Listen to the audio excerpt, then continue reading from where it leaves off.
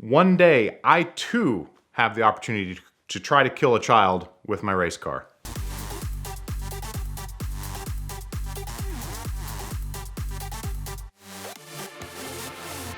So I grew up outside of a town in Illinois called Rockford.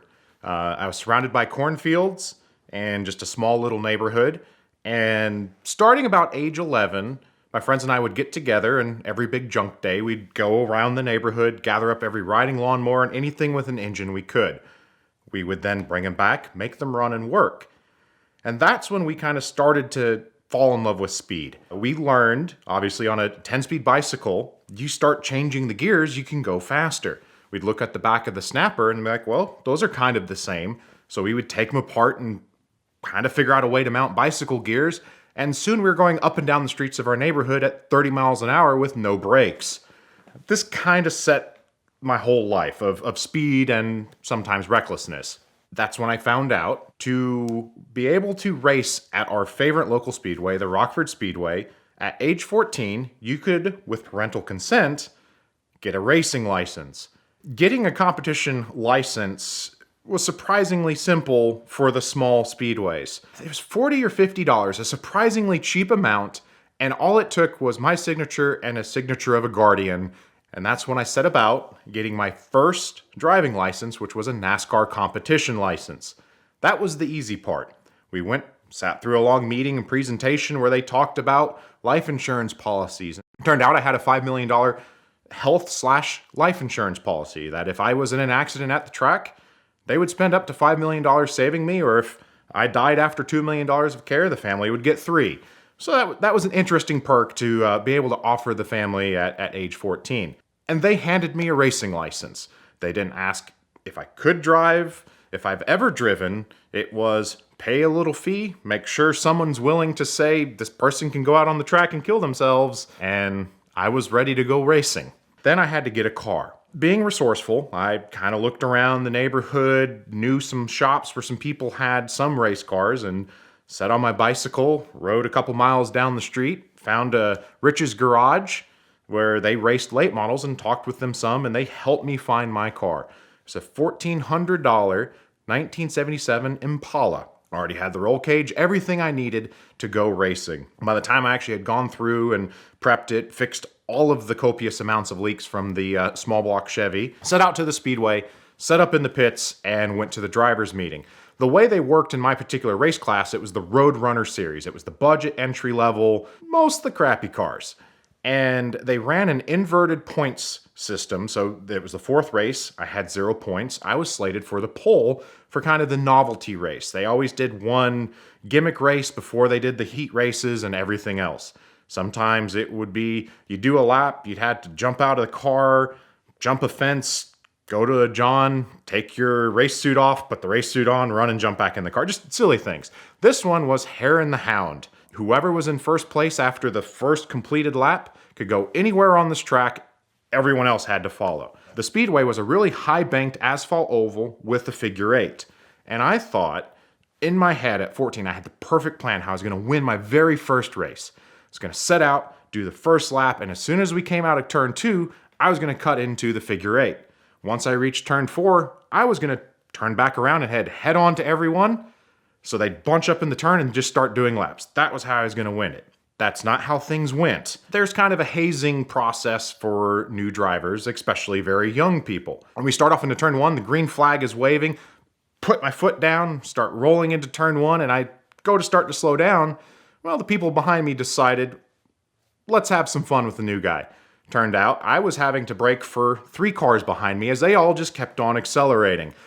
This set me into just this huge spin where I'm turning sideways and I have a field of about 14 cars coming at me, and it's all kinds of crazy noises. I've not crashed a car yet on the track, so I didn't know quite what to expect. I'm spinning and I'm trying to do something. I've really not driven many cars, so I'm doing the best. And it's at this point as I'm sliding and I look down towards my foot and I can see light where my roll cage should be connected to the frame. That's when I learned I should probably conduct more safety inspections on my own cars. I'm spinning, I'm afraid I'm about to get hit and the cage is going to collapse, and for whatever reason the car spun one more time and I'm hit squarely on the right rear wheel. It sends me spinning and spinning, and I make it down into the dust. I see a wheel rolling off, and I was determined it wasn't mine, and I just hit the gas as hard as I could. I didn't go anywhere, but I did throw up the most impressive cloud storm of just dust and debris you'd ever seen. I just clouded the whole track out. Shut the car off, because obviously I'm not moving anywhere.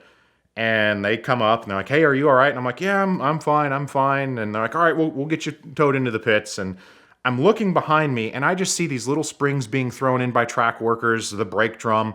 I've never taken brake drums apart at this point, so I have no clue what these parts are, but they're telling me they belong to my car. I get strapped up on the tow truck, and I'm starting to get drug off the track, and the announcer comes on. They're like, "Oh, it's a shame for Jared on his first night out. I'm sure him and his crew will get that car fixed up." And we're almost to turn 3 to go out over the track where we stop, and they go and pick up my tire. So my very first night of racing, I made it to turn 2. My tire did better than me and made it all the way to turn 3. We get towed into the pits, we back the car in, and I'm sitting there just kind of bummed because my first night didn't go too well. My friend Rich, who drove late models and was one of the winningest drivers at the time there, was there talking with me and is like, "Oh, no, we'll get it, we'll tow you back to the shop, we'll get it put back together." And that's when something really fun happened. A young kid, I'm 14, but a 6-year-old comes up with his brand new crisp Rockford Speedway shirt, walks right up to me, and he's like, "Oh, it was so cool. That crash was so cool. It was the best ever." He's like, "Will you sign my shirt?"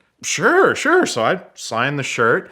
My friend Rich was like, "Oh, hey, I'm Rich. I drive the 86 late model. Do you want to sign it?" He looks up to him. He's like, "No, you're not cool." It walks off. So that was kind of a fun little pat on my back, I guess you could say. So you would think setting out to intentionally crash a child would be a mean thing. And I guess it is a little bit mean-spirited, but there's hazing in a lot of different brotherhoods. And again, it ruined my first night, but a lot of people did come by to check on me, offer support and help to fix it, and it was me being welcomed to the fold. You had to introduce someone properly, I guess, in the small culture, Midwestern towns. You couldn't just show up as a hot 14-year-old ready to start their racing career. You had to be well welcomed and introduced to the hard knock life that is budget racing at local speedways. We get the car towed back to the shop and start assessing the damage. The impact was so severe, it snapped the axle clean,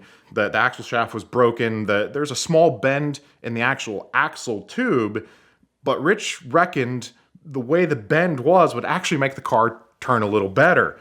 So we didn't do that. We just put a new axle in. I didn't have money to buy the stuff to fix the rear brakes, so we performed a rear brake delete and just didn't bother putting them back on. Went out for the next night's racing a couple weeks later and had a great time, set the car up, and I could have started towards the front and learned my lesson from the first night. Went ahead and took a start from the pit, so I'd be at the back of the field and first heat race and skipped the novelty race. I didn't want the chance of getting crashed. I wanted to finish a race. I didn't want to get crashed out.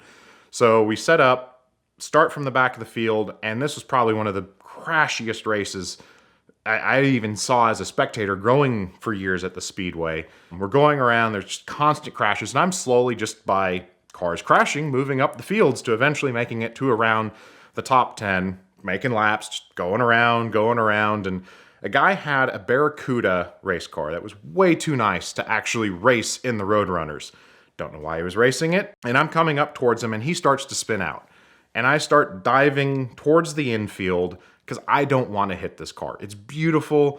I don't want to do it. And then it reaches the point that I can go left and hit a concrete wall in the paramedics or hit the race car. So I turned in and hit his car and kind of went through and just ripped the nose off this beautiful Barracuda. My car's sheet metal's folded over, but it's still working. So I kind of get out and making laps. It's cautions again, and I'm going around a few more times, and laps go green, and just churned away, and starting from the back, passed some cars, and a lot of other cars crash, but my career best finish was 7th. Continually broke my car every time I went out, but I learned a lot about it, learned how to fix cars, just breaking things. Had a real interesting experience learning about what AC systems were. My friend let me borrow some sheet metal, and by borrow I mean have, from an Olds Delta 88. does not fit a 77 Impala without a lot of welding, but he's like, yeah, just go take the sheet metal off the front of the car. So I'm out there with some wrenches and I'm unbolting things and